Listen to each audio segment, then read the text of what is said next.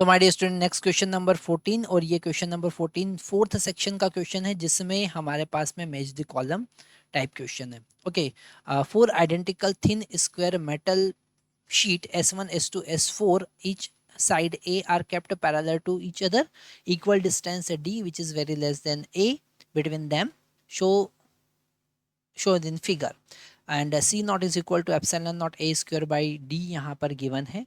तो हमें यहाँ पर चारों PQRS के लिए ऑप्शन चूज करना है। तो सबसे पहले अगर हम P की बात करें, क्वेश्चन में गिवन है capacitance between S1 and S4 with S2 and S3 are not connected. अगर मतलब हमने यहाँ पर S2 और S3 को कनेक्ट नहीं किया है तो ये सिंपल मेटल प्लेट जैसा बिहेव करेंगे।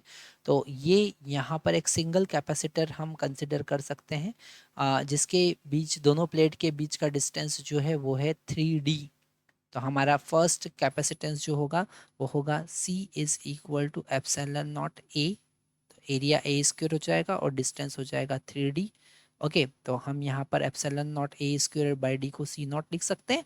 तो हम लिखेंगे C नॉट बाई 3। ओके, तो यहाँ पर C नॉट बाई 3 मतलब कि थर्ड ऑप्शन P के लिए हम चूज करेंगे। ओके, इसे हम रब कर देते हैं। अब हमारे पास यहाँ पर क्वेश्चन में गिवन है क्यू वाला ऑप्शन। क्यू वाले ऑप्शन में गिवन है capacitance between S1 and S4 when S2 shorted with S3। मतलब हमने अगर इन दोनों प्लेट को एक दूसरे से कनेक्ट कर दिया है, ठीक है, और हम यहाँ पर एक बैटरी कनेक्ट करते हैं। S1 और S4 के बीच में हमने यहाँ पर बैटरी कनेक्ट किया, ठीक है, एक बैटरी कनेक्ट किया है। तो ये जो S1 है ये अंदर से पॉजिटिवली चार्ज हो जाएगा, और उसके कारण S2 का जो इंटरनल सरफेस है वो नेगेटिवली चार्ज हो जाएगा। ओके, यहाँ पर नेगेटिव चार्ज आया और S3 से कनेक्टेड है, तो यहाँ पर S3 पर डिफिशियंसी ऑफ चार्ज हो जाएगा, मतलब उतना ही पॉजिटिव चार्ज यहाँ पर क्रिएट होगा। और S4 जो कि बैटरी के नेगेटिव टर्मिनल से कनेक्टेड है, तो यहाँ पर नेगेटिव चार्ज हो जाएगा। मतलब यहाँ पर सिंपल दो कैपेसिटर हम कंसिडर कर सकते हैं जो सीरीज में कनेक्टेड है, C नॉट और C नॉट वाले। अल्टीमेट हमको मिलेगा C not by 2। C not क्यों? क्योंकि दोनों के बीच का डिस्टेंस कितना है D, और एरिया कितना है A स्क्वायर। तो एक कैपेसिटेंस का जो कैपेसिटेंस होगा वो होगा epsilon naught A square divided by D।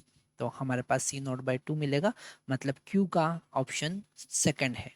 तो यहाँ पर हम Q ऑप्शन चूज करेंगे, सेकंड Q के लिए सेकंड ऑप्शन चूज करेंगे। R के लिए हम अगर बात करें, फिर से इसे हम रख लेते हैं, है ना।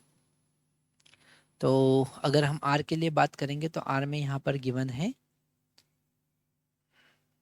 R में यहाँ पर गिवन है capacitance between S1 and S3 with S2 and S4 short circuited.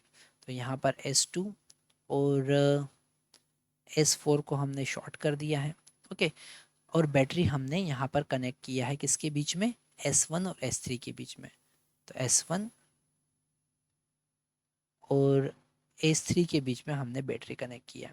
तो यहाँ पर अगर हम इसका डायग्राम देखते हैं, सर्किट डायग्राम यहाँ पर अगर देखें, तो सर्किट डायग्राम में हमको यहाँ पर सबसे पहले S1, तो ये S1 है, ठीक है, और इस S1 के सामने ही है S2। तो यहाँ पर S2 प्लेट मिल गया हमको।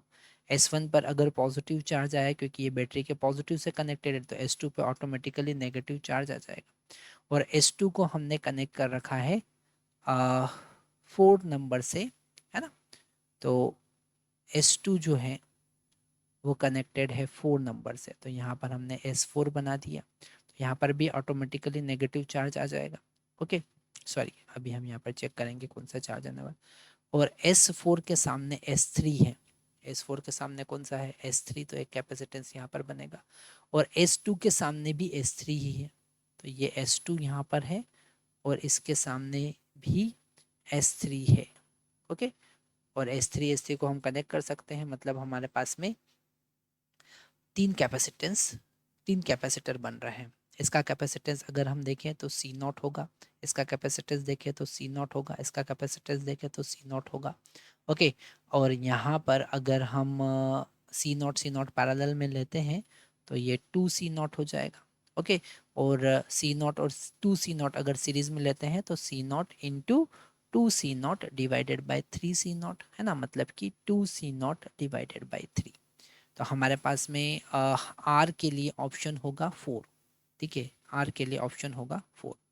और अगर हम एस ऑप्शन देखते हैं, फिर से रब कर लेते हैं हम, है ना।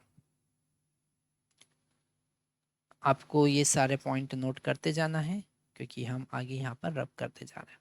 तो एस की अगर हम बात करें, the capacitance between S1 and S4 S2, है ना, S1 and S2 when with S3 and S1 short circuited. हमने S1 और S3 को शॉर्ट सर्किट कर दिया। ठीक है, और हमको कैपेसिटेंस फाइंड करना है S1 और S3 के बीच में।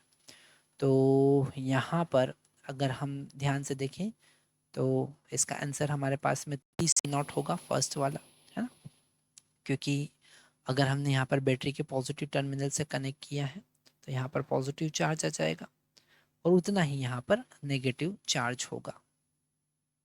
ठीक है, और यहाँ पर बैटरी का पॉजिटिव टर्मिनल कनेक्टेड है तो S3 भी पॉजिटिवली चार्ज हो जाएगा। ठीक है, और S3 अगर पॉजिटिव चार्ज होगा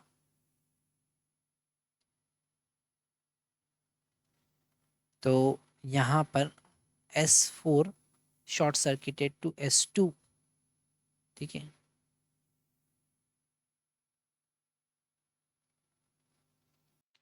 और यहाँ पर जो S2 है, S2 को हमने बैटरी के नेगेटिव टर्मिनल से कनेक्ट किया है तो ये पूरा नेगेटिव हो जाएगा।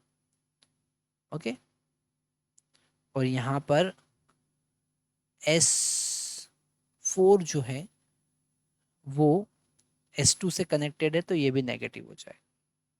ठीक है, और S3 जो है वो बैटरी के पॉजिटिव से कनेक्टेड है तो पूरी प्लेट जो होगी वो पॉजिटिव हो जाएगी। मतलब यहाँ पर हमारे पास 3 कैपेसिटर मिल रहे हैं जो तीनों सीरीज में होंगे, है ना, तीनों सीरीज में होंगे ना। थोड़ा सा इसे हम और अच्छे से आपको एक्सप्लेन करते हैं। अगर हम यहाँ पर सबसे पहली प्लेट S1 की बात करें, है ना, जो बैटरी के पॉजिटिव टर्मिनल से कनेक्टेड है, तो यहाँ पर पॉजिटिव टर्मिनल होगा और इसके सामने हमारे पास में S2 प्लेट रखा हुआ है जो बैटरी के नेगेटिव टर्मिनल से कनेक्टेड है ना। सेम एज इट इज अगर हम S2 और S4 की बात करें, हम पहले 3 की बात करते हैं, तो 3 जो है वो कनेक्टेड है, 3 जो कनेक्टेड है वो 1 से कनेक्टेड है, तो यहाँ पर ये S3 आ गया और S3 के सामने S2 है तो ये S2 तो सेम ही होगा, है ना, जो बैटरी के नेगेटिव से कनेक्टेड है। Same as it is S3 के सामने ये S3 और इसके सामने S4 और S4 बैटरी के नेगेटिव से कनेक्टेड है। तो यहाँ पर तीनों कैपेसिटर जो है वो सीरीज में कनेक्टेड है और यहाँ पर 3C0 आंसर आने वाला है। मतलब S के लिए हम 3C0 का, तो अल्टीमेट देखें तो P के लिए थर्ड, Q के लिए सेकंड और R के लिए 4 और S के लिए 1, मतलब C ऑप्शन यहाँ पर करेक्ट होगा।